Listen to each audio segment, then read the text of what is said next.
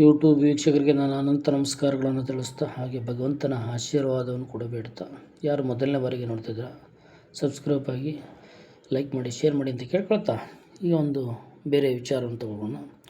ಇವತ್ತು ಸೇವಾ ಮನೋಭಾವ, ಒಂದೊಂದು ಸೇವಾ ಮನೋಭಾವ ಅಂತ ಅದ್ರ ಬಗ್ಗೆ ಒಂದು ತಿಳ್ಕೊಳ್ತಾ ಹೋಗೋಣ. ಯಾಕೆಂದರೆ ಮಾನವರು ಏನೇನು ಮಾಡಿದ್ದಾರೆ, ಯಾವ ರೀತಿ ಸೇವಾ ಮನೋಭಾವ ಇರಬೇಕು, ಹೇಗೆ ಯಾರ್ಯಾರು ಒಂದು ಸ್ವಲ್ಪ ನೆನಪು ಮಾಡ್ಕೊಳ್ತಾ ಹೋಗೋಣ. ಮಲ್ನಾಡಹಳ್ಳಿಯ ಮಹಾಯೋಗಿ ಶ್ರೀ ರಾಘವೇಂದ್ರ ಸ್ವಾಮಿಗಳ ಹೆಸರನ್ನು ಕೇಳಿದವರು ಯಾರು?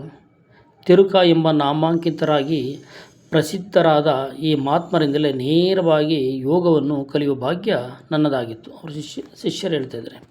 1977 ಅಕ್ಟೋಬರ್ ತಿಂಗಳಲ್ಲಿ ನಡೆದ ಯೋಗ ಶಿಕ್ಷಣ ಶಿಬಿರದ ಅಂತ್ಯದಲ್ಲಿ ಸ್ವಾಮೀಜಿಯವರು ತಾವೇ ಬರೆದ ಯೋಗಾಸನಗಳ ಪುಸ್ತಕವನ್ನು ನನಗೆ ಕೊಟ್ಟರು. ಅವರ ಮುಖಪಟವನ್ನು ತೆಗೆದ ಕೂಡಲೇ ಈ 3 ಪದಗಳನ್ನು ಸ್ಪಷ್ಟವಾಗಿ ಬರೆದಿದ್ದರು.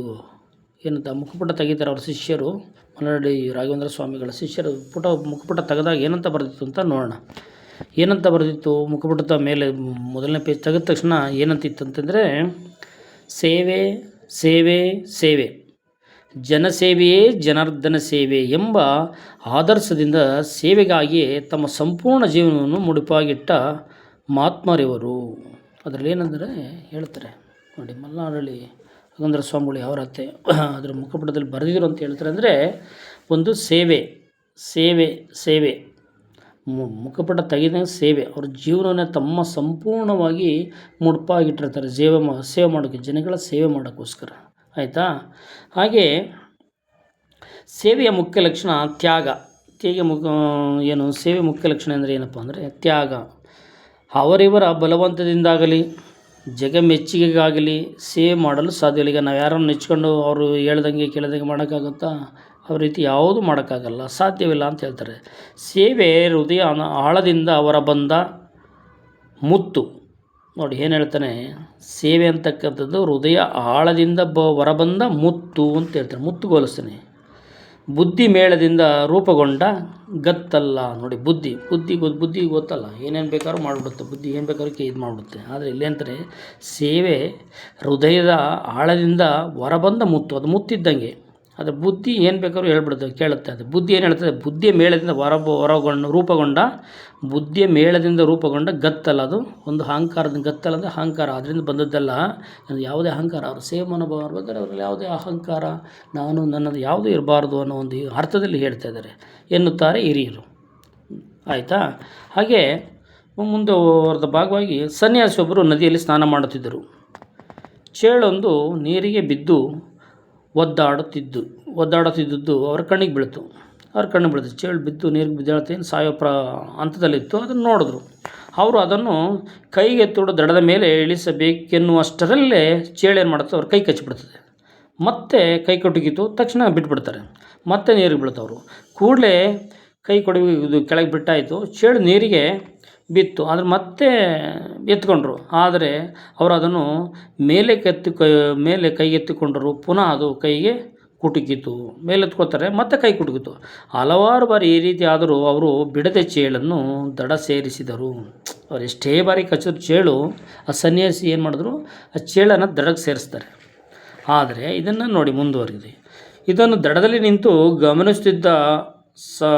ಗಮನಿಸ್ತಿದ್ದವನೊಬ್ಬರು ಕೇಳ್ತಾರೆ, ಚೇಳು ಅಷ್ಟು ಭಾರಿ ನಿಮ್ಗೆ ಕುಟುಕಿದ್ರು ಅದನ್ನು ದಡ ಸೇರಿಸಿದಿರಲ್ಲ ಎಂದರು. ಯಾಕೆ ಅದನ್ನು ದಡ ಸೇರಿಸಿದ್ರಿ? ಅಷ್ಟೆಲ್ಲ ಕಚ್ಚಿದ್ರು ನೀವು ಯಾಕೆ ದಡ ಸೇರಿಸ್ರಿ ಅಂತ ಹೇಳ್ತಾರೆ ಎಂದರು. ಆಗ ಸನ್ಯಾಸಿ ಹೇಳ್ತಾರೆ, ನೀರಿನಲ್ಲಿ ಬಿದ್ದು ಸಾಯುವ ಸ್ಥಿತಿಯಲ್ಲಿದ್ದರೂ ಅದು ತನ್ನ ಕುಟುಕುವ ಗುಣವನ್ನು ಬಿಡಲ್ಲ. ಅದು ಚೇಳೇನು ಗೊತ್ತಾ, ತನ್ನ ನೀರಿನಲ್ಲಿ ಬಿದ್ದು ಸಾಯ್ತಾ ಇದೆ, ಆದರೂ ಏನು ಹೇಳ್ತಾರೆ ಅಂದರೆ ತನ್ನ ಕುಟುಕುವ ಗುಣವನ್ನು ಬಿಡಲ್ಲ. ಅದು ಅದರ ಹುಟ್ಟು ಗುಣ ಅಂತ ಹೇಳ್ತಾರೆ. ಚೇಳಿನ ಗುಣನೇ ಅದು ಹುಟ್ಟು ಗುಣನೇ ಅದು, ಏನು ಕಚ್ಚೋದೆ. ಹಂಗಂತ ನಾವು ಬಿಟ್ಬಿಡೋಕ್ಕಾಗತ್ತಾ? ಆದರೆ ಪ್ರಾಣ ರಕ್ಷಣೆ ಮಾಡೋದು ನಮ್ಮ ಇದು ಸೇವಾ ಮನೋಭಾವ. ಯಾವುದಕ್ಕೆ ಪದ ಹೆಂಗೆ ತಗೋತಾರೆ ಅನ್ನೋದಕ್ಕೆ ಸೇವನ, ಅದರ ರಕ್ಷಣೆ ಮಾಡೋದು ನಮ್ಮ ಕೆಲಸ. ಅದು ಚೇಳು ಕೆಲಸ ಏನು, ಕಚ್ಚೋದೇ ಅದರ ಕೆಲಸ. ಆದರೆ ನಮ್ಮ ಗುಣ ಏನು, ಸೇವಾ ಮನೋಭಾವ, ಅದರ ರಕ್ಷಣೆ ಮಾಡೋದು ನಮ್ಮ ಕೆಲಸ. ಈ ಅರ್ಥದಲ್ಲಿ ಹೇಳಿದರೆ ಕಷ್ಟದ ಅಂದರೆ ಮುಂದುವರೆದ ಭಾಗವಾಗಿ ಏನು ಹೇಳ್ತಾರೆ ಅಂದರೆ ಕಷ್ಟದಲ್ಲಿದ್ದವರಿಗೆ ಸಹಾಯ ಮಾಡೋದು ನನ್ನ ಗುಣ. ನೋಡಿ, ಕಷ್ಟದಲ್ಲಿ ಯಾರೇ ಕಷ್ಟದಲ್ಲಿ ಒಳ್ಳೆಯವ್ರಿಗೆ ಕೆಟ್ಟವ್ರು ಅಂತ ನೋಡೋಕ್ಕಾಗಲ್ಲ. ಕಷ್ಟದಲ್ಲಿದ್ದವರಿಗೆ ಸಹಾಯ ಮಾಡೋದು ನನ್ನ ಗುಣ.